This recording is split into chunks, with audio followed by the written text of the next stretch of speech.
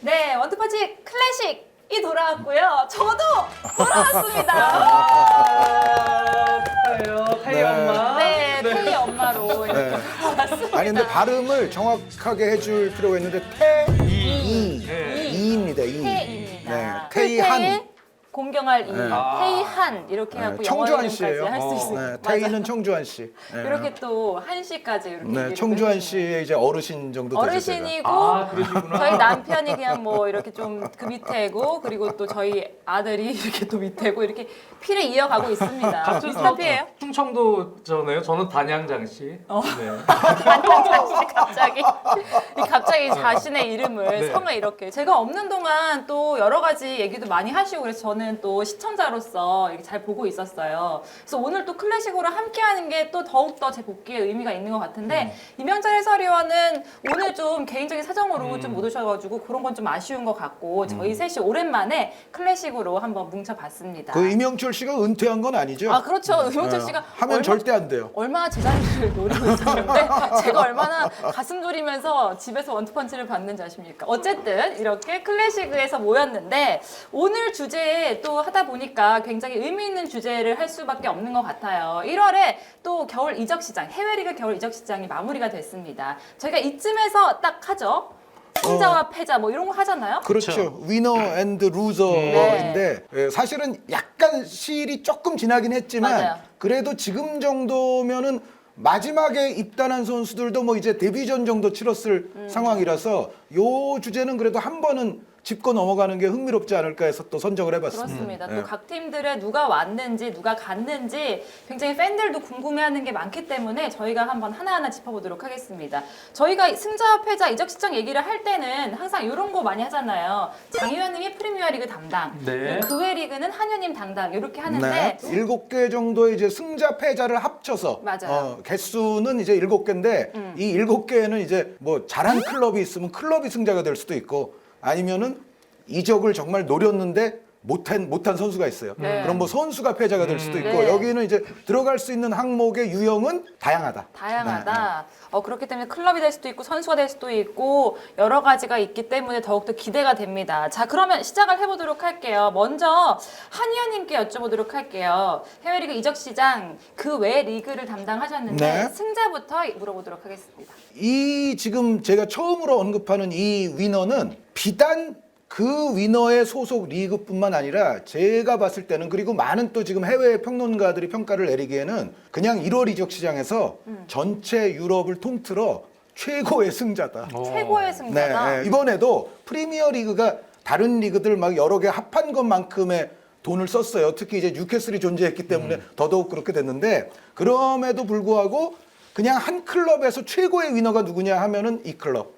유벤투스입니다. 유벤투스. 네, 유벤투스가 1위가 될 수밖에는 없는 게 일단 피오렌티나로부터 두시안 블라우비치 선수를 데려왔는데 블라우비치 선수는 뭐 다들 아시다시피 뭐 아스날, 토트넘 등등등등을 비롯해서 지금 이 선수가 현재 갖고 있었던 그 어떤 위상 자체가 예를 들어 이런 거죠. 음바페, 홀란드를 데려올 수 없는 클럽들에게는 그 다음 타겟이 누구냐?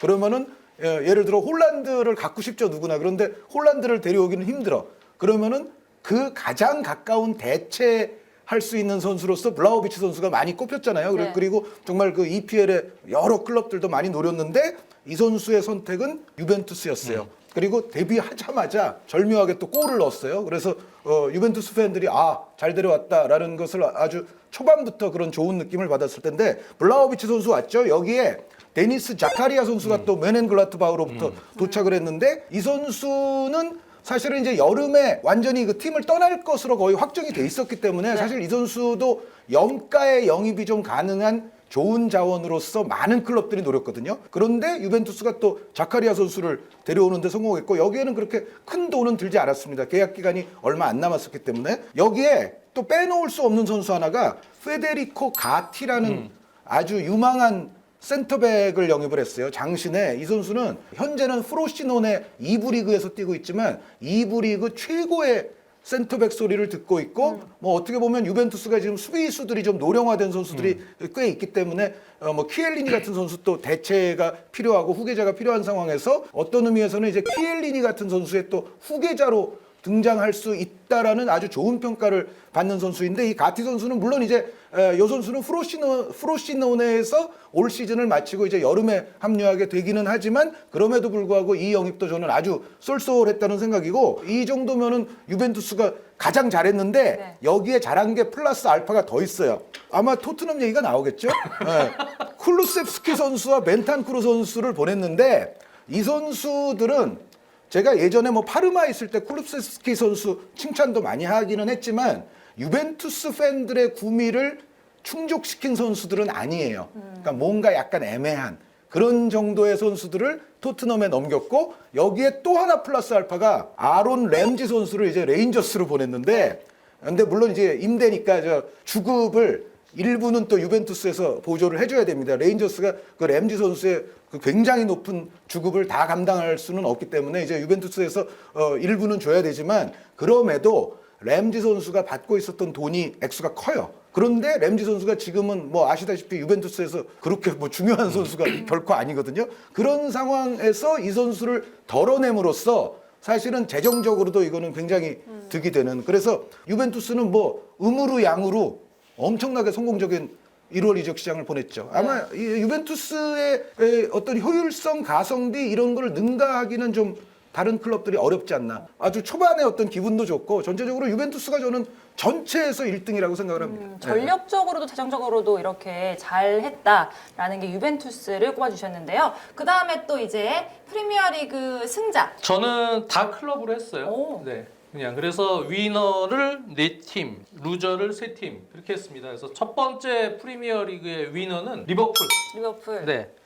리버풀은 사실은 뭐 우리가 잘 아는 마누라 라인, 또 조타 뭐 이런 공격진들이 있는데 그 장 의원님 맨날 그 마누라 좋다 뭐 이제 그 라인이잖아요. 예. 제가 마누라 좋다는 얘기는 아니에요. 네네. 이거를 보시지 않길 리버풀 장 바랍니다. 의원님, 네. 사모님 리버풀 지금 이거 마누라 방송 보고 계시죠? 방송 네, 보시면 저는 큰일 마누라 나겠습니다. 좋다 아니고 네네. 마누라 사랑해. 네. 어쨌든 간에 저 리버풀은 그 마누라 라인에 대한 공격진의 리빌딩에 대한 대비는 뭐 하고 있어야 된다. 뭐 이렇게 계속 얘기가 나왔었고요.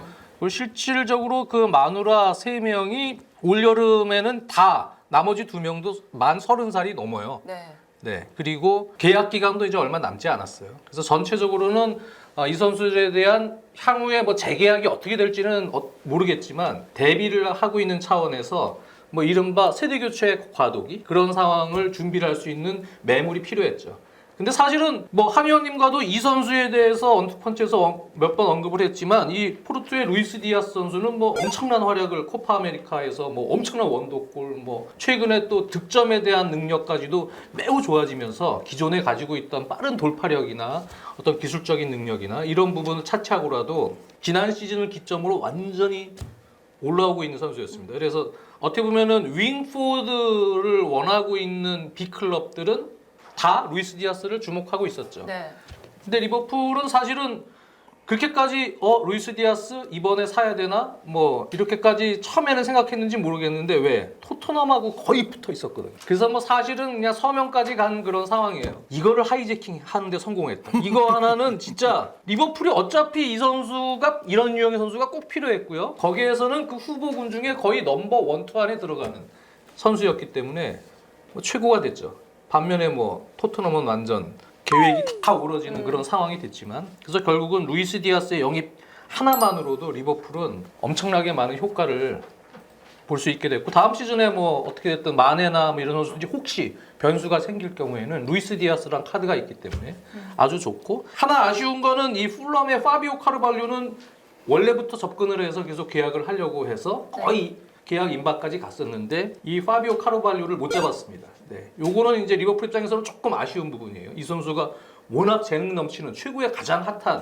올라오는 그런 챔피언십의 최고의 유망주인데 2선에서 뛸 수도 있고 메잘라 롤도 수행할 수 있는 그런 약간의 멀티성도 보유하고 있고요. 이 재능을 이제 영입을 못했지만 이 재능에 대해서는 이 파비오 카르발료는 상당히 리버풀과 그래도 가까이 진척이 된 상황이기 때문에 여름 이적 시장을 또 볼 수 있는 상황이 되겠고 지금 이러한 과도기적 세대 교체에 지금 밑에서는 카이데 고든이나 하비에 을리엇 같은 선수들이 올라오고 있기 때문에 시기적으로도 세대 교체와 또 지금 전체적인 공격진 보강 또 장기적으로 다시 이 틀에서 순환을 할 수 있는 구도에서는 최적의 영입을 딱 했다. 루이스 디아스가 방점을 찍었다. 그렇게 봐도 무방할 좋은 이적 시장이 됐습니다. 그러니까 리버풀이 뭐 좀 일 안 하고 이렇게 손 놓고 있는 것 같다가도 할 때는 확실하게 알짜. 아주 확실하게 하는 그런 면모를 보여줬어요. 이게 과거하고는 많이 달라졌죠. 네. 어정쩡한 선수들 막 영입했던 시대하고는 완전히 달라진 아주 좋은 지금 행보를 보였습니다. 확실히 콕 찍어서 데리고 오는 그런 행보 네. 보여줬습니다. 자, 그러면 또 다른 리그를 또 살펴볼게요. 유벤투스 다음으로 또 좋은 선수 클럽 어떤 걸까요? 요 클럽을 제가 승자라고 이야기하면 반론의 여지도 조금 있어요. 반론의 여지도 조금 있긴 한데 저는 왠지 이 클럽도 승자라는 느낌이 들어요. 좀 전에 블라호비치 선수를 유벤투스로 보낸 팀 피오렌티나. 근데 블라호비치 같은 이제 나이도 아주 젊고 정말 거물급으로 이제 점점 뻗어나갈 수 있는 그런 스트라이커를 팔았는데 뭐 왜 승자지? 라고 얘기할 수도 있을 거는 같은데 일단 블라호비치 선수 판매에 있어서 돈을 많이 벌었어요. 그렇죠. 네, 엄청나게 그게 8천만 유로가 넘어요. 그러니까 옵션 막 다 붙이면은 이게 굉장히 큰 액수인데 이 피오렌티나 입장에서는 이 돈이면 저는 잘 팔았다고 생각을 하는 게 뭐냐면 어차피 블라호비치가 피오렌티나와는 더 이상 계약을 연장하거나 재계약에 서명하거나 할 의사가 전혀 없었어요. 그러면은 그 얘기는 뭐냐면 나중에 블라호비치가 계속 막 버티기로 해서 프리 에이전트로 FA로 나갈 수도 있다는 얘기예요. 그런 리스크를 안고 있는 선수인데 이 선수에게 엄청난 거액으로 결국은 이 선수를 유벤투스로 넘겼으니까 저는 일단 재정적으로 피오렌티나는 아까운 스트라이커는 내줬으나 좋은 딜은 했다라고 주머니를 생각이 돼요. 챙겼다. 네, 어차피 오래 붙잡고 있기는 어려웠기 네. 때문에. 그런데 이제 심정적으로는 아마 피오렌티나 팬들은 기분은 나빠요. 왜 그러냐면 예전 그 로베르토 바지오부터 시작해서 비교적 최근에는 페데리코 키에사 선수가 또 피오렌티나로부터 유벤투스로 넘어갔는데 이제 피오렌티나 팬들 입장에서는 항상 우리의 영혼과도 같은 간판 스타를 유벤투스에게 내주니까 그러니까 클럽의 어떤 전통과 역사에 따르면 어떤 분노의 마음은 있죠. 하지만 그거를 한 번 더 냉철하게 바라보면 블라호비치 어차피 피오렌티나에 충성하지 않고 오래 있지도 않을 건데 이번 기회에 이만큼의 돈을 받고 넘겼으니까 저는 잘했다고 생각을 하고 그런데 이제 데려온 선수를 또 봐야 되잖아요. 릴의 조나탄 이코네 선수. 이 선수 얘기는 이제 이명철 해설위원하고 방송할 때도 했기 때문에 뭐 더 길게 할 필요가 없고 이코네 선수도 이제 최근 몇 년 동안 많은 클럽들이 노리고 있었던 재능을 데려온 거고 여기에 이제 헤르타 베를린으로부터 크시슈토프 피용텍 선수를 임대를 해왔는데 뭐 피용텍 선수는 뭐 예전 제노아 시절만큼 기대할 수는 없지만 어쨌든 임대로 데려왔으니까 또 보조 득점은 역할은 할 수 있겠죠. 여기에 블라호비치 선수를 판 대신에 대체자로서는 바젤의 아르투르 카브랄이라는 공격수를 데려왔어요. 그런데 이 아르투르 카브랄 선수가 물론 리그 차이는 고려를 해야 되고 이제 적응을 해야 되는 문제는 앞으로 남아있기는 하지만 기본적으로 이 선수가 바젤에서 올 시즌 31경기 27골을 넣은 선수예요. 그리고 그 리그 수준을 조금 고려해야 되긴 하는데 상당히 다기능적인 면이 있습니다. 그러니까 뭐 아크로바틱한 것도 잘하고 킥도 상당히 파워풀하고 잘만 성장시키면은 이 선수도 괜찮다. 그리고 연령이 블라호비치 선수보다 약간 많지만 역시 상당히 젊거든요. 그래서 이 아르투르 카브랄 선수를 블라호비치 선수 이만큼 돈 벌고 그거보다는 이제 현격하게 또 적은 액수로 데려올 수 있었기 때문에 이 카브랄 선수만 조금 이제 잘할 수만 있으면 제가 봤을 때는 전체 딜 면에서는 피오렌티나는 괜찮은 겨울을 보내지 않았나. 물론 여기 이제 제 말이 그대로 정말 좋은 것으로 현실화가 되려면 아르투르 카브랄 선수가 정말 잘해줄 필요는 있죠. 출발은 뭔가 좋아 보인다라는 네네. 얘기를 해주셨고요. 자, 프리미어리그로 다시 넘어가서 리버풀 다음에 또 어떤 클럽일까요? 리버풀 다음에 프리미어리그 겨울 이적 시장 위너는 한 의원님이 아까 말씀해 주셨던 뉴캐슬 유나이티드입니다. 네, 뉴캐슬은 뭐 팬들 아시다시피 사우디 자본이 들어오면서 돈을 쓸 수 있게 됐는데 잉글랜드 언론에 따르면은 FFP 룰에 위반되지 않는 선에서 현재 한 3,750억 정도는 쓸 수가 있어요.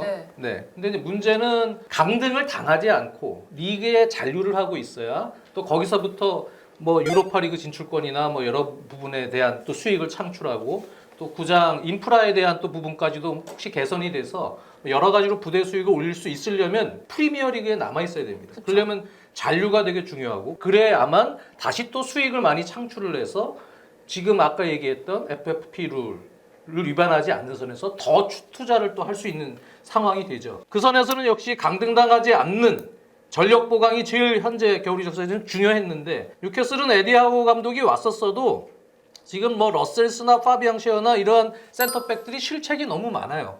네. 그리고 여러 부분에서 수비적인 부분에서 센터백을 받치는 허리 라인의 홀딩 미드필더 성향 확실한 그런 선수도 부족하고 네.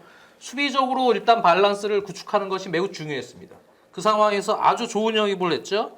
좌우 풀백에 아틀레티코 마드리드에서 오른쪽에 트리피어를 데려왔고요.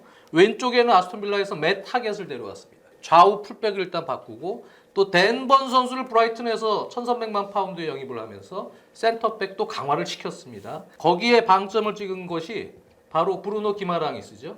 그래서 이 팀 같은 경우는 사실 허리 라인에 뭐 존조 셸비 또 무슨 조윌로 또 뭐 션 롱스태프 이러한 중앙 미드필더들이 있지만 물론 존조 셸비가 이제 뭐 중거리 패스나 큰 전환 패스 또 뒷공간에 대한 킥 능력 뭐 이런 능력들은 가지고 있는데 수비의 리커버리나 이런 부분이 항상 부족하고요. 또 수비적인 능력 거기에 조윌록 뭐 롱스태프 이런 선수들은 항상 뭔가 좀 부족해요. 네. 공수에서의 밸런스나 여러 가지 능력에서 한 5% 이상씩 항상 부족한 부분이 있습니다. 그렇기 때문에 실질적으로 그 에디 하우 감독도 미드필더진에 대한 아쉬움을 피력을 했고 네. 그러다 보니까 최근에는 아예 조엘링턴을 미드필더로 중앙 미드필더로 계속 쓰고 있어요. 조엘링턴이 중앙 미드필더는 아니거든요 원래. 그럴 정도로 좀 아쉬웠던 부분을 이 브루노 기마랑이스를 데려옴으로 해서 중심을 딱 잡아놨다. 그래서 브루노 기마랑이스 같은 경우는 특히 이 팀이 전체적으로 좌우에는 생 맥시망이나 또는 프레이저 같은 아주 빠른 스피드맨들이 있거든요. 이런 선수들을 활용할 수 있는 좋은 뒷공간 패스. 그거는 이제 창의적인 패스들입니다. 전진 패스들이 긴 큰 전환 말고요.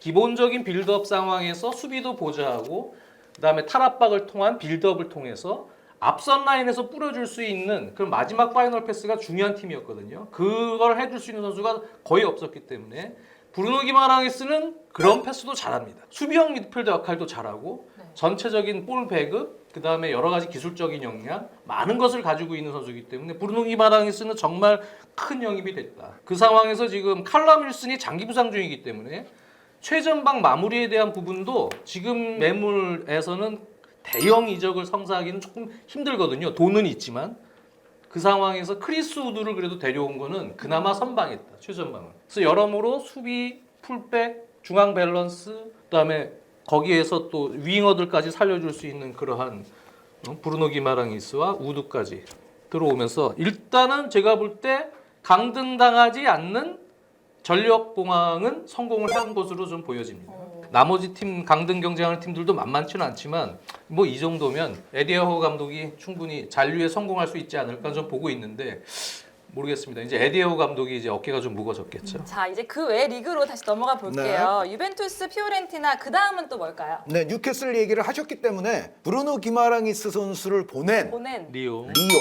올림피크 리옹을 저는 승자라고 얘기하고 싶어요. 일단 첫 번째는 아까 블라호비치 선수 아무리 기분 나빠도 굉장히 큰 돈을 피오렌티나가 받았다라고 말씀드렸는데 마찬가지예요. 브루노 기마랑이스 선수가 뭐 리옹에 얼마나 오래 있겠습니까? 이 선수도 여러 클럽들이 노렸거든요. 그러니까 어차피 이제 리옹은 한 번은 이 선수를 방출을 해야 되는데 어쨌든 저는 이 리옹이 이번 1월에 브루노 기마랑이스 선수를 통해서 뉴캐슬을 유럽에서 거의 최초로 털어먹은 팀이 됐어요. 일단 잘했다. 이제 앞으로 이제 많은 팀들이 뉴캐슬을 털기 위해서 또 노력을 하겠지만 기본적으로 재정을 좀 보시는군요. 아 그렇죠. 털 수 있을 때 털어야 돼요. 털어야 돼요. 마음 바뀌기 전에. 빨리 털어야 돼요. 그래서 리옹은 뭐 예전부터 뭐 유럽에서도 손꼽히는 거상이었습니다만 어쨌든 그걸 했고 그 대신 그럼 들어온 선수를 봐야 될 거 아닙니까? 은돈벨레 가지 않았나요? 오 역시 축구 아나운서 제가 또 대단합니다. 공백이 있으니까. 대단합니다. 어쨌든 그 금돈벨레 아닌 그 은돈벨레 선수와 브레스트에서 프랑스 리그의 정말 스타 중에 한 명이거든요. 로망 페브르 선수를 데려왔어요. 리옹이. 그런데 저는 이 브루노 기마랑이스 선수 장점과 특성에 관해서 좀 전에 이제 장 의원님이 잘 설명을 해주셨기 때문에 뭐 그거는 반복할 필요가 없는데 이 선수가 브루노 기마랑이스 선수가 정말 좋은 선수인 건 맞죠. 맞는데 지금 리옹이 뭐 승점 차이가 별로 없긴 하지만 현재 저희 녹화 기준으로는 7위에 랭크돼 있거든요. 네. 근데 리옹이 프랑스 리그에서 7위면은 이거 리옹 입장에서는 또 좀 심각한 순위라고 볼 수가 있어요. 그래서 당장 지금 순위를 올려야 되는데 저는 리옹이 순위를 올리기에는 로망 페브르 같은 공격 재능이 팀에 들어오는 게 좋은 면이 있다고 봐요. 브레스트에서 뛰어왔던 이 페브르 선수가 그 왼발을 잘 쓰는 정교한 테크니션, 아주 창의적인 테크니션이고 뭐 슈팅 파워가 아주 센 편은 아니지만 페널티킥이라든가 프리킥이라든가 이런 장면에서 또 전문 키커 역할도 하고요. 아주 이 선수는 알제리계 이제 프랑스 선수로서 우리가 알제리계 프랑스 하면은 또 많은 또 거목들이 생각이 나지 않습니까? 역시 그런 창의성과 테크닉, 재간을 지닌 선수예요. 그래서 제 생각에는 기마랑이스가 물론 있으면 당연히 좋겠지만 지금은 페브르의 재능이 조금 더 필요할 수 있다. 리옹 입장에서는. 근데 페브르를 데려왔고 그 중앙 미드필드 이제 기마랑이스가 빠져나갔는데 어떻게 보면 약간은 스타일이 달라도 은돔벨레 선수가 또 그 대신 온 거 아닙니까? 제가 봤을 때는 은돔벨레가 프랑스 리그 리옹이라면 다시 잘할 가능성이 저는 있다고 생각이 돼요. 부활할 수 있다. 네, 그러니까 은돔벨레를 스타덤에 올려놓았던 곳이 바로 그 친정팀 리옹이었거든요. 그래서 거기에 혹해서 사실은 이 선수 토트넘이 또 데려가고 한 거 아닙니까? 그런데 제 생각에는 이 리옹에서 은돔벨레 선수는 프랑스 리그 레벨에서는 잘하는 쪽으로 저는 부활이 충분히 가능하다고 봐요. 그러면은 중앙도 어느 정도 메운 셈이고 여기에 로망 페브르가 왔는데 이 두 선수에 들인 비용을 뭐 그 은돔벨레 임대료까지 다 합해도 아까 그 기마랑이스 선수 내보낸 거에 한 3분의 1 가격에 페브르를 얻고 은돔벨레를 임대했어요. 그러면은 제가 봤을 때는 리옹은 장사 잘했다. 두 선수가 어쨌든 터지기만 한다면 대정도 어느 정도 되고 그렇죠. 거기다 돈도 선수들도 벌고. 잘하고 네. 한번 기대를 해보도록 할게요. 자, 이제 프리미어리그 승자 세 번째는 누굴까요? 세 번째는 스티븐 제라드 감독의 아스톤 빌라입니다. 네. 혹시 아스톤 빌라 같은 경우는 루카 디뉴 선수를 에버튼에서 데려왔고요. 네. 대신에 이제 메타겟 선수를 뉴캐슬로 임대 보냈지만 제가 볼 땐 디뉴 선수가 더 수준 높은 왼쪽 풀백이다. 네. 그런 부분에서는 이 제라드 감독이 전체적으로 4-3-3 운영을 하는 데 있어서 또는 4-3-2-1 같은 운영을 하는 데 있어서 좌우 풀백의 역량이 상당히 중요하기 때문에 어떻게 보면 상당히 좋은 영입이 됐고 네. 그다음에 여기에 이제 방점을 찍은 게 바르셀로나에서 뭐 한 의원님 잘 아다시피 상황이 좋지 못했던 이 쿠티뉴 선수입니다. 이 쿠티뉴 선수를 임대로 데려오면서 어떻게 보면 제라드 감독이 있었기 때문에 왔겠죠. 쿠티뉴도 서로가 윈윈이 된 것 같아요. 그것은 역시 이 아스톤 빌라 경기를 많이 보신 분들은 알겠지만 아까 뉴캐슬 유나이티드처럼 아스톤 빌라는 더 항상 문제가 됐던 게 이 파이널 패스의 부재입니다. 이 허리 라인 자체가 더글라스 루이스가 그래도 중심을 좀 잘 잡아주는 느낌이긴 하지만 나머지 뭐 맥긴이 됐던 또는 뭐 제이콥 램지가 됐던 이런 선수들이 이 센스, 마무리를 짓는 파이널 패스의 센스나 부분 전술을 만들어주는 능력은 조금 부족하고요. 그리고 공격진의 성향 자체들도 올리 워킨스나 데니 잉스나 뭐 부엔디아나 이런 라인들이 유기적인 움직임을 계속 제라드 감독은 강조시키지만 그냥 움직이기만 하고 어떨 때는 잉스랑 워킨스가 역할이 뭐 동선이 겹치는 건지 뭐 서로 그냥 움직이기만 하다가 끝나는 경우들이 상당히 많아요. 하기 때문에 이 팀 같은 경우는 대신 맥긴이나 이 더글라스 루이스나 이 제이콥 렌지 같은 경우는 공격을 올라갔을 때 오히려 그 2선에 있는 선수들이 수비 부담 없이 허리에서 3명이 수비적으로 리커버리를 받쳐줄 수 있는 역량은 상당히 좋은 선수들입니다. 그러니까 쿠티뉴 같은 선수한테 수비 부담을 덜어주면서 예를 들어서 4-3-2-1과 같은 전형을 쓰면 풀백은 올라가고 3명이 오히려 센터백 뒤에 2명과 함께 딱 뒤를 받쳐주면서 리커버리를 할 수 있게 준비를 할 수 있는 팀이거든요. 제가 보면 이 팀은 쿠티뉴의 역량을 상당히 잘 살려줄 수 있는 그러한 지금 팀 구성이에요. 그렇게 본다면 쿠티뉴 선수는 지금 요 자리에 와서 그 4-3-2-1의 후리한 롤을 맡겠죠. 그러면 이제 거기서 오히려 데닝스 대신에 워킨스 같은 움직임이 폭이 큰 선수를 공격수로 놓고 부엔디아 같은 선수를 같이 배치하면서 변화를 줄 수도 있고 또는 뭐 그 공격진 네 선수가 같이 혼용이 될 수도 있는 아주 좋은 영입이 됐다고 보여지죠. 그래서 상당히 좋은 선택을 했다. 또 제라드 감독이 있었기 때문에 가능했다는 생각이 들고 그리고 또 아스날에서 FA로 칼럼 체인버스를 또 데려왔어요. 네, 어차피 아스날이 체인버스를 거의 쓰진 않을 거예요. 그렇기 때문에 아스날 입장에서는 전 잘 내보냈다고 생각이 듭니다. 그렇습니까? FA 고. 아니 근데 그런 식으로 내보낸 선수가 너무 많아서 그렇긴 하죠. 선수층이 좀 얇아졌죠. 무지막지하게 얇아졌어요. 얇아졌어요. 지금. 네. 하나 보면은 장 의원님 말씀대로 그 얘를 뭐 앞으로 많이 쓸까 뭐 그런 선수들이긴 해요. 그런데 그 숫자가 많다 보니까는 팀 전체로 봤을 때는 이게 선수층이 너무 얇아졌어요. 비어버린 느낌. 그 저는 이거는 아스날은 제가 봤을 때는 1월에는 루저에 네. 들어야 된다. 칼럼 체인버스는 오른쪽 수비도 되고 센터백이 돼요. 맷 캐시 같은 오른쪽 윙백은 원래 윙어였고 윙백 풀백으로 이제 포지션 변경한 케이스인데 수비에서 약간 아쉬움을 드러내는 경우가 많기 때문에 전략적으로 이제 수비 측면 수비를 조금 강화하는 운영을 해야 되는 상황이 생기거나 또는 그런 경기 플랜을 짤 때는 체인버스가 오른쪽 수비를 봐도 됩니다. 그래서 다 알토란 같이 다 팀의 전력 보강이 될 수 있는 자원이에요. 그래서 저는 위너 아스톤 빌라입니다. 알겠습니다. 자, 그럼 다시 한 의원님을 넘어가서 리옹 다음에 또 네. 클럽일까요? 뭐 요 클럽 얘기는 뭐 많은 매니아 분들이 잘 아시기 때문에 쉬울 것 같습니다. 바르셀로나입니다. 바르셀로나는 최근에 뭐 이제 돈이 좀 들어올 수 있는 그런 또 스폰서 그런 계약도 있기는 했지만 어찌됐건 지금 상황 자체로만 보면 겨울 이적 시장에서 과연 얼마나 이 팀이 해낼 수 있을까가 매우 의심스러웠을 정도로 재정에 맞아요. 문제가 있었던 팀이죠. 그런데 그거를 고려한다면 그냥 최대한 막 물을 짜내듯 해가지고 최선으로 했어요. 그러니까 바르셀로나 지금 실정에 이거보다 잘하기는 쉽지 않다. 일단 다니 알베스 선수는 뭐 애초에 와 있었던 선수니까 뭐 겨울에 온 것 같지도 않지만 어쨌든 네. 다니 알베스가 기본적으로 있었고요. 여기에 페란 토레스, 아다마 트라오레 그리고 피에르 에메릭 오바메양. 제가 중계할 때 박탈된 아스날의 캡틴이라고 소개했던 그 오바메양 선수까지 왔죠. 그런데 최근에 바르셀로나와 아틀레티코의 경기를 많은 분들이 또 보셨을 테니까 거기다 나오지만 아다마 트라오레 선수가요. 네. 정말 바르셀로나가 자신을 애초에 내보낸 것이 잘못된 판단이었다는 거를 그냥 복귀 전이죠. 복귀 전부터 그대로 유감없이 보여줬고요. 페란 토레스 선수는 이제 몇 경기째 뛰었지만 아주 처음에 나왔을 때는 좀 몸이 덜 만들어져 있었는데 요즘 보면은 점차 역시 이 선수도 도움이 될 선수라는 걸 보여주고 있고 오바메양 선수는 이제 조금 더 봐야죠. 조금 더 봐야 되는데 오바메양 선수도 저는 바르셀로나가 긁어볼 만한 복권이었다는 생각이 들어요. 그러니까 예를 들어 그러니까 지금 바르셀로나 팬들 입장에서는 이미 뭐 존재했던 예를 들어 뭐 루크 더용이라든가 지금 또 데려온 오바메양이라든가 이런 선수들 마음에 안 들 거예요. 그러니까 야 우리가 어떤 팀인데 우리는 질라탄도 그냥 내보냈던 팀이야. 우리 저 알렉시스 산체스가 후보 뛰던 팀이야. 바르셀로나 팬들은 아직도 그런 기억이 생생해서 지금 이 뭐 절정기도 아니고 뭐 그런 스트라이커들에 대해서 분명히 불만은 있겠지만 제 생각에는 이게 뭐 루크 더용이 됐든 오바메양이 됐든 바르셀로나는 지금 긁어볼 수 있는 유형의 복권은 이게 가격이 비싸지 않다면 다 긁어야 된다. 그런데 오바메양이 제 생각에 아스날에서 한동안 정말 아무 도움이 안 될 때보다는 저는 바르셀로나에서 좀 도움이 될 가능성이 저는 있다고 봅니다. 그리고 게다가 지금 뭐 안수 파티 선수 부상도 아주 잦은 이런 상황에서 그래서 오바메양 선수도 저는 나쁘지는 않을 거라는 생각이 들고요.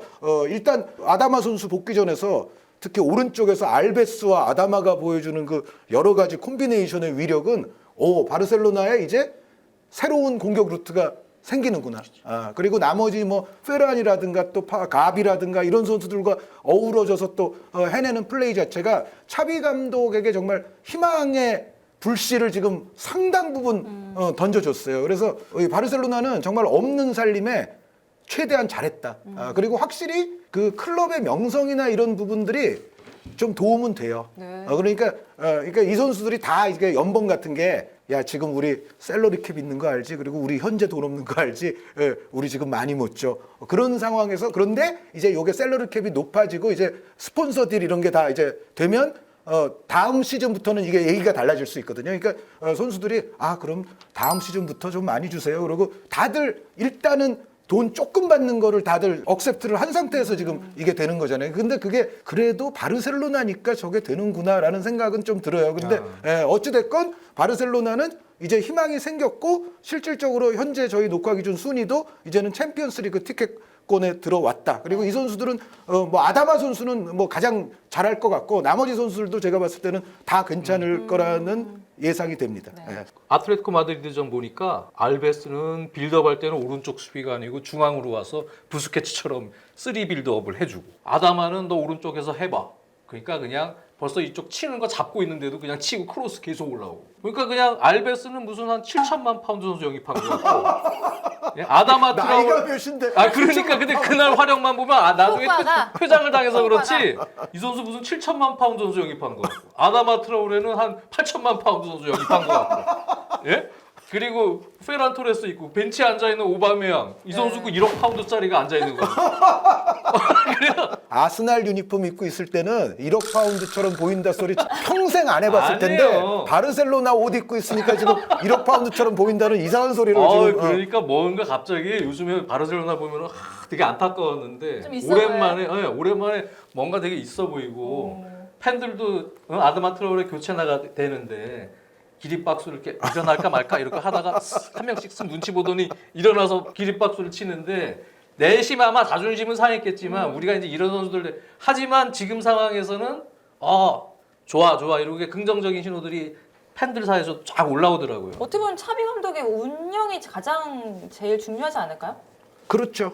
그런데 이미 차비 감독이 쿠만 감독 시절보다는 압박이라든가 빌드업, 또 전환이라든가 이런 정말 중요한 기본적인 측면에서 이미 좋은 모습이 좀 나타났는데 문제는 그 좋은 모습에 요소에 있어야 될 재료가 필요했거든요. 근데 그 재료가 이번 1월 이적 시장을 통해서 많이 보강이 된 거예요. 맞아요. 알겠습니다. 한번 지켜보도록 할게요. 자, 이제 프리미어리그가 세 팀인데 빨리 할게요. 네 번째 위너는 에버튼입니다. 네. 빌라와 에버튼을 동시 위너로 동시요. 지금. 네. 프랭크 램파드 감독으로 이제 새 출발을 하는 에버튼인데 사실 에버튼에서 제일 시급한 문제는 그 전에 있던 베니테즈 감독이랑 디뉴랑 막 불화설 있고 팬들하고도 막 문제 생기고 이러다 보니까 막 마르셀 브랜드 디렉트는 또 사퇴를 하고 팀 분위기가 완전 뭐 속된 말로 개판이었어.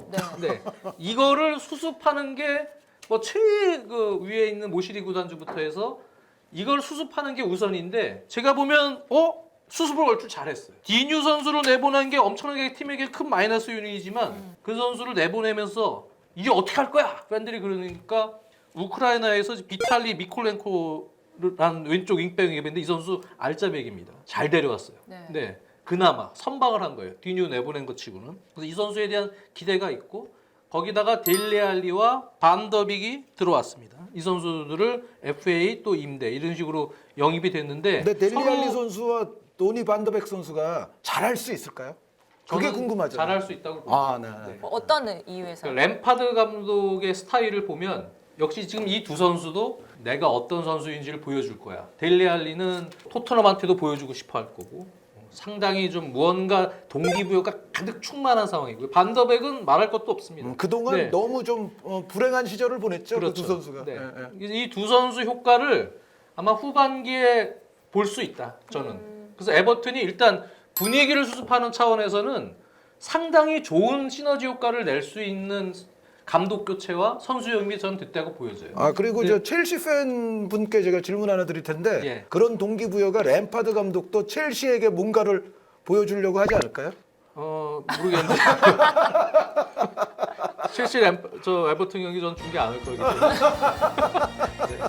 근데 어쨌든 에버튼 같은 팀은 사실은 프리미어리그에서도 강등된 적이 한 번도 없어요. 지금 이제 강등이란 말이에요, 근데.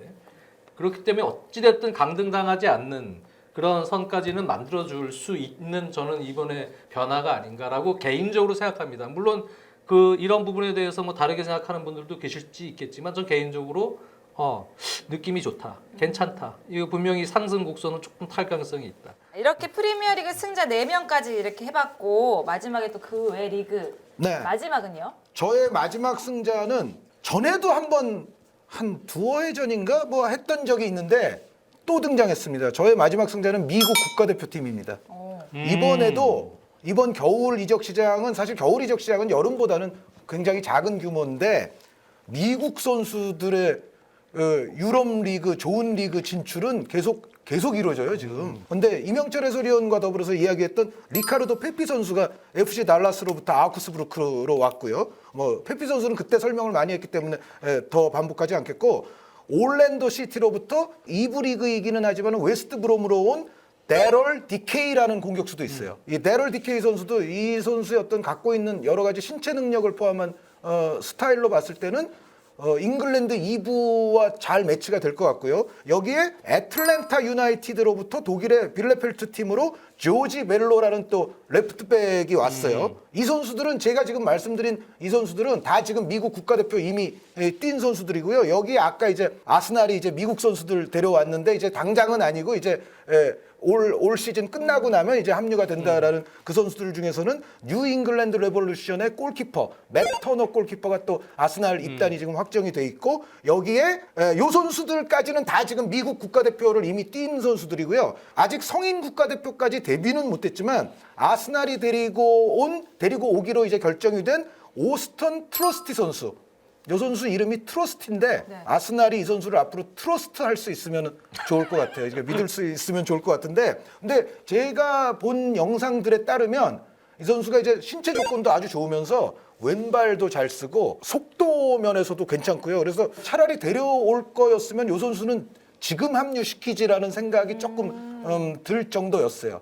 오스턴 트러스티 이 센터백 요 선수가 이제 아스날 입단이 또 확정이 됐고요. 그리고 DC 유나이티드로부터 볼프스부르크로 건너오게 된 케빈 파레데스라고, 요 선수는 지금 말씀드린 선수 중에서 가장 어린 선수인데 연령별 대표는 뛰고 있는 선수거든요. 근데 요 케빈 파레데스 선수는 윙백도 볼 수 있고 윙어도 볼 수 있고 아주 경쾌한 발놀림, 드리블 재간이 좋은 선수예요. 그래서 지금 말씀드린 대로 리카르도 페피, 데럴 디케이, 조지 벨로, 오스턴 트러스티, 맷 터너, 케빈 파레데스까지. 요 중에 뭐 일부는 뭐 여름이 돼야 오는 선수도 있습니다만 어찌됐건 미국 선수들이 또 대거 지금 유럽 리그로 진입이 됐어요. 근데 요즘 이런 일이 자주 일어나면서 사실 유럽의 웬만한 지금 빅리그에 막 곳곳에 미국 선수들이 많이 포진해 있지 않습니까? 그래서 미국 국가대표팀은 앞으로 어쨌든 소위 이야기하는 일종의 유럽파가 너무 많아서 뭐 걱정을 할지언정 뭐 유럽파가 부족해서 걱정할 일은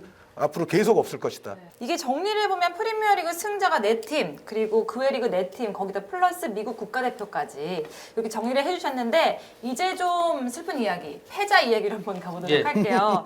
그럼 프리미어리그부터 또 여쭤볼까요? 프리미어리그 패자 첫 번째 토트넘입니다. 네, 뭐 팬들이 워낙 잘 아시기 때문에 간단히 얘기하겠습니다. 지출할 수 있는 예산이 한정적인 거는 이해는 합니다. 그렇기 네. 때문에 뭐 수합들이든지 임대든지 여러 루트를 통해서 선수들을 좀 정리하고 그 돈에서 쭉 쓸 수 있는 예산을 합쳐서 아마 루이스 디아스나 아다마 트라우레 같은 선수들을 좀 조금 돈을 쓰더라도 잡는 이러한 계획을 세웠던 것으로 저는 알고 있는데요. 어찌됐든 루이스 디아스는 다 됐다가 하이제킹을 당했기 때문에 이건 충격이 엄청 큰 거였고요. 아다마 트라우레는 바르셀로나로 뺏겼는데 사실은 이러면서 많이 어그러졌죠.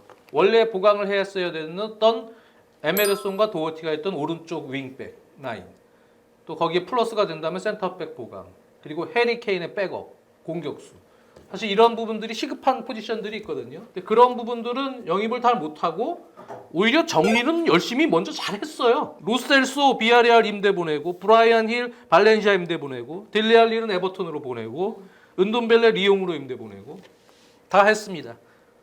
근데 사실 이게 웃긴 게 이 은돈벨레도 5,400만 파운드의 이적료였고, 뭐 나머지 로셀소, 브라이언 힐 이런 선수들도 이적료가 다 2,000 몇백만 파운드 꽤 되는 액수였어요. 그래서 그동안 2019년부터 예를 들면 은돈벨레, 로셀소, 베르바인, 도허티, 에메르송, 조르 오든, 골리니 키퍼, 라이언 세세뇽 이런 선수들을 막 데려왔는데 성공한 선수가 거의 없잖아요. 레길론 정도? 호이비에르? 이거 빼면은 나름 레비 회장과 이쪽 스카우터 팀들은 항상 이렇게 깎아가지고 우리 잘 영입했지 했다고 생각을 했겠지만 결과적으로 놓고 보면 잘한 영입이 아니에요. 이 토트넘은 보면은 이게 전 스카우트 팀의 총체적 문제다. 네, 그러다 보니까 이번에도 또 실패하고 결국은 막판에 아 이거 뭐라도 해야 될 것 같으니까 지금 유벤투스 라인 껴갖고 파라티치가 2명 될 것 같단 말이에요. 벤탄쿠르랑 클룩세스키. 근데 저는 개인적으로도 벤탄쿠르는 뭐 그래도 잠재 능력이 있으니까 잘할 때 모습을 다시 보여줄 수 있을까? 뭐 조금 기대도 되긴 하지만 클룩세스키는 이 선수가 로셀소보다 좋은 선수인지에 대한 저는 확신이 없어요. 저는 오히려 로셀소가 더 나은 것 같은데라는 생각도 있습니다. 뭐 활약을 앞으로 잘할 수도 있겠지만 저는 개인적으로는 이런 식의 영입은 이건 아닌 것 같다. 그리고 정작 필요한 포지션은 영입을 못했잖아요. 그래서 한편으로는 이거는 좀 문제가 있는 이적 시장 아닌가. 물론 뭐 2명 데려왔기 때문에 그나마 좀 성공한 거 아니냐 이렇게 보는 시각도 있겠지만 저는 토트넘은 이번에 무조건 실패했다. 이런 스카우트 팀은 저는 내가 구단 주면은 일단 다 잘랐습니다. 알겠습니다. 그 외 리그는 네. 패자 첫 번째는 누구를? 네, 패자 첫 번째는 저는 그냥 사람입니다. 사람이에요? 네, 바르셀로나를 떠나지 않은 우스만 덴벨레. 네. 덴벨레. 떠났어야 돼. 떠났어야죠. 그러니까 본인이 떠나는 게 자신의 커리어에 훨씬 나았어요. 그런데 그거를 결국 이뤄내지 못했고, 그러니까 바르셀로나의 현재 재정 상태에 비추어서 너무 심한 그 연봉을 재계약 조건으로 걸었기 때문에 바르셀로나는 분노스럽지만 빠이빠이 하는 걸로 하자 했는데 빠이빠이가 안 됐어요. 피처 그냥 남았는데 사실 그 덴벨레 선수 얘기는 정말 그 마지막 날까지 파리 생제르맹, 맨체스터 유나이티드, 첼시도 있었고요. 그 나온 팀들은 있어요. 유벤투스까지. 그리고 심지어 바르셀로나 그 내부에서는 덴벨레가 지금 말씀드린 요 네 팀 있잖아요. 유벤투스, 맨체스터 유나이티드, 파리 생제르맹, 그리고 첼시 요 네 팀 중 하나와 사전 계약을 요 친구가 맺었을 확률이 꽤 높다라고 바르셀로나 내부는 아마 판단을 하고도 있는데, 근데 어찌됐건 지금 상황은 어떻게 되느냐. 지금 이 선수를 라포르타 회장 입장에서는 걔 남은 시즌 동안 뛰게 하지 마. 거의 지금 그런 분위기인데 차비 감독은 그래도 팀의 전체적인 케미라는 게 있고 덴벨레가 어쨌든 남은 시즌까지 팀원들과 함께 있기 때문에 차비 감독은 계속 그래도 감싸주고 있거든요. 장현님이 해설하면서도 말씀하셨죠. 덴벨레는 여전히 우리의 일원이고 앞으로 또 중요한 몫을 할 수도 있고 뭐 그렇게 하긴 하는데 제 생각에는 지금 아까 아다마 선수 비롯해서 뭐 진짜 페란 선수, 가비 선수 막 이런 선수들이 다 지금 있는 입장에서 현실적으로도 덴벨레가 얼마나 기회를 많이 받을 거냐. 그러니까 기분상으로도 이미 바르셀로나는 이 선수 쓰기 싫은데 뭐 차비 감독이 설사 써 주려고 해도 또 뭐 앞대 같은 선수도 있으니까 다른 선수들도 지금 많이 있단 말이에요. 그래서 이대로면은 덴벨레 선수는 몇 달 동안 저는 제대로 못 뛸 가능성이 높다. 그러면 물론 뭐 사전 계약을 했는지 뭐 그 여름에는 어딜 가겠죠. 그런데 그랬을 때의 어떤 그 폼 유지라든가 어떤 자신의 어떤 커리어를 지속시키는 그렇죠. 어떤 준비에 있어서는 굉장히 좋지 않은 결과가 됐다. 그럴 가능성이. 그래서 저는 덴벨레 선수는 어쨌든 이번 1월에 패자다. 네. 알겠습니다. 덴벨레까지 한번 들어봤고 프리미어리그의 패자 두 번째 한번 여쭤볼게요. 두 번째 웨스트햄입니다. 네. 웨스트햄 같은 경우 지금 4위 싸움을 치열하게 하고 있어요. 아스날, 토트넘 이런 팀들하고 맨체스터 유나이티드 이런 팀들이랑 하고 있는데 이번에 이적 시장에 별다른 움직임을 안 보였어요. 네, 스파르타크 모스크바에서 체코, 요새 체코 라인을 계속 데려오잖아요. 체코 수비형 미드필더인 알렉스 크랄 선수 데려온 거 빼고는 지금 움직임을 안 보였는데 저는 개인적으로 보면 이 팀은 지금 전력 자체가 안토니오 백업 공격수 1명이랑 그 다음에 센터백 요쪽 보강 1명, 왼쪽 풀백 요 정도 해주면 챔스 티켓 딸 수 있다고 봐요.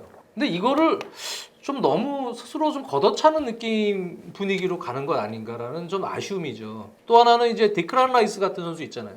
이 선수가 이미 난 챔피언스 리그에서 뛰는 팀으로 가고 싶어라고 지금 하고 있단 말이죠. 그러면은 다음 여름 이적 시장에 디크란 라이스를 잡는 또 이 팀이 위너가 될 텐데 이 선수가 거액이지만 구단 입장에서도 사실은 만약에 여기서 챔피언스 리그 진출권을 따내면 올 시즌에 조금 보강을 해서 그러면 이 라이스를 핸들링할 수 있는 여력이 또 생긴단 말이에요. 왜 이렇게 너무 쉽게 좀 걷어차는 분위기로 가느냐.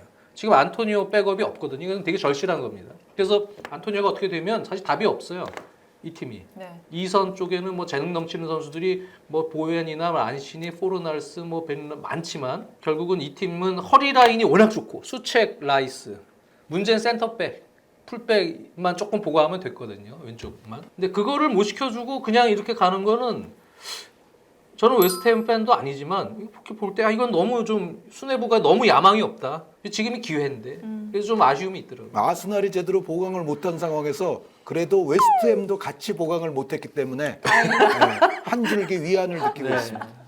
알겠습니다. 그 외 리그의 또 두 번째는 또 네. 어떤 걸 선택하셨어요? 그 최근에 뭐 유벤투스, 인테르를 상대로 뭐 좋은 뭐 괜찮은 결과를 낳기는 했지만 그래도 1월 이적 시장만 딱 떼어서 봤을 때는 이탈리아 명문 AC 밀란이 좀 잘 못됐다. 그러니까 영입을 한 명 했습니다. 마르코 라제티치라는 레드스타 베오그라드의 2004년생 유망한 장신 공격수를 영입을 했어요. 그런데 지금 2004년생이라고 제가 말씀드렸다시피 이 라제티치 선수가 얼마나 이제 결정적으로 벌써부터 도움이 될지는 조금 미지수고 영입을 한 명 하긴 했는데 밀란 팬들 입장에서는 가장 바랬던 거는 최소한 1월에 센터백 하나 정도는 데려왔어야 되지 않았을까라고 아마 생각들을 하실 거예요. 왜 그러냐면 다들 아시다시피 시몬 키에르 선수가 올 시즌 뭐 초반부터 아주 장기 부상, 안타까운 장기 부상으로 시몬 키에르 선수를 활용 못하는 상태에서 최근 근자에는 그 피카요 토모리 선수 있었잖아요. 근데 토모리 선수도 최근에 수술을 받았어요. 그래서 토모리 선수도 부상 중이거든요. 네. 그러면은 이제 센터백의 원투 옵션이 기본적으로 지금 다 없는 셈이에요. 그러면은 이럴 때 1월 이적 시장에 대부분의 팀들은 아마 당연히 이제 센터백 한 명 정도는 하는 게 상식적인데 못했어요. 밀란이. 물론 이제 이거는 있어요. 그 풀백과 센터백을 좀 겸하는 선수로서 피에르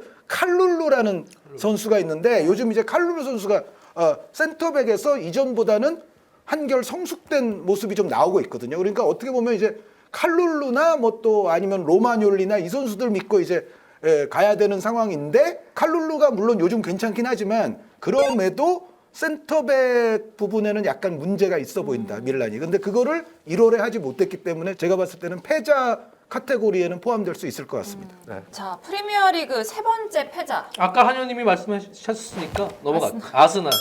이건 아스날은 뭐 간단히만 얘기하면은 네, 나간 선수들 명단이나 좀 읊어주세요. 많이 내보냈어요. 오바메양 내보냈고 뭐 콜라시나치, 체인버스, FA로 내보내고 나일스 또 마리 선수 또 임대 아웃 시켰는데 선수단을 뭐 이렇게 슬림화죠. 슬림화. 약간 이렇게 시키는 거는 저는 어느 정도는 계획이 뭐 있지 않나라는 생각이 들어요. 여름 이적 시장의 보강 그리고 겨울 이적 시장은 선수단의 정리 그리고 이제 돌아오는 여름 이적 시장의 보강 계획을 지금 차차 하고 있는 플랜하에서 이루어지는 같은 느낌이 들거든요. 아스날은 물론 블라우비치 같은 선수는 경우는 뭐 데려오려다가 실패한 경우가 있긴 있지만 큰 틀에서 보면은 그래도 지금 리그 경기만 하면 되거든요. 커브 이제 다 없어요. 리그에만 집중하면 되는 상황에서 요 정도 스쿼드로 리그를 마무리하고 그다음에 이제 재정들이 있지 않습니까? 재정 플랜들을 짜서 여름 이적 시장에 사전 작업을 좀 크게 데려오려는 작업들을 아마 할 가능성은 높다고 보여져요. 하지만 그럼에도 한현님이 말씀하셨다시피 좀 너무 슬림화시킨 느낌은 있어요. 왜? 항상 아스날은 뭐 고질적으로 부상의 문제들이 자리매김했었기 때문에 지금 남은 일정도 4위 싸움 충분히 할 수 있는 사실 여건은 되거든요. 네. 물론 중단기적으로 아르테타 감독과 수뇌부들이 올 시즌보다는 올 시즌 원래 챔피언스리그 티켓보다는 그 아래 정도 순위까지는 일단 올려놓고 그 위에 이제 다음 시즌부터 본격적으로 진입을 시키는 아마 계획을 어느 정도는 갖고 있더라도 그래도 올 시즌에 4위 싸움을 충분히 할 수 있는 분위기가 생겼다면 조금은 밀어붙일 수 있는 그러한 카드들은 조금 넣고 힘을 좀 넣고 다음 시즌을 가면 오히려 더 탄력을 받을 수 있는 계기는 되지 않았었나 하는 아쉬움은 있는 거예요. 네. 하지만 이제 다른 클럽하고 달리 다른 클럽 뭐 해보려 하다가 안 됐어 뭐 어땠어 이런 거랑 달리 아스날은 무언가 이렇게 뭐 예정된 수순처럼 느껴지긴 하지만 재정적으로 머리를 쓴 거다. 네, 그럼에도 상황에 맞게 그래도 조금 푸시를 할 때는 좀 해줄 수 있는 여력은 좀 필요하지 않았나라는 아쉬움이 있는 겁니다. 좋게 말하면 슬림하고 나쁘게 말하면은 뎁스가 약해졌다 이렇게 볼 수 있겠네요. 나중에 한 명 한 명 보면은 나갈 만도 해요. 네. 그런데 다 합쳐놓고 보면 오? 이거 살을 너무 뺀 거 아니야? 너무 그런 비었어, 생각이 말하는 들죠. 느낌. 예, 예. 자, 이렇게 2022년 1월 이적 시장 승자 패자를 얘기를 해봤어요. 그리고 저는 이렇게 위원님들과 오랜만에 얘기하니까 재밌으세요? 너무 행복해요. 행복해요? 좀 힘들지 않아요 오랜만에 해서? 육아가 너무 힘들어요. 아, 아 너무 좋네요. 요즘 정말. 그 체력 상태는 괜찮으세요? 아 체력 상태가 지금 사실 밤에 지금 가장 이게 아기가 깨야 계속 깰 되니까 때니까 제가 잠을 사실 많이 못 거의 자죠. 각성 상태라고 할 수 있습니다. 어. 그래서 지금 굉장히 각성 상태로. 그러니까. 네, 그래도 또 원더펀치와 빨리 함께하고 싶어서 이렇게 또 빨리 돌아왔습니다. 어쨌든 이렇게 또 제가 이렇게 2달 만에 합류를 했습니다. 이제 다음 회에는 이면차 해설위원도 함께 할 수 있을 거라고 또 기대를 해보면서 이제 계속 저도 함께하니까 더 풍성해진 원더펀치 여러분들 기대 많이 해주시기를 바랄게요. 그러면 인사드리면서 다음에 또 뵙도록 할게요. 안녕히 계세요. 감사합니다.